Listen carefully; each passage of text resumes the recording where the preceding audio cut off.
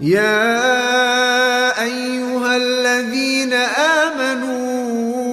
أطيعوا الله وأطيعوا الرسول ولا تبطلوا أعمالكم إن الذين كفروا وصدوا عن سبيل الله ثم ماتوا وهم كفار فلن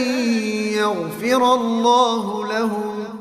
فلا تهنوا وتدعوا إلى السلم وأنتم الأعلون والله معكم ولن يتركم أعمالكم إنما الحياة الدنيا لعب ولهو وإن تؤمنوا وتتقوا يؤتكم أجوركم ولا يسألكم أموالكم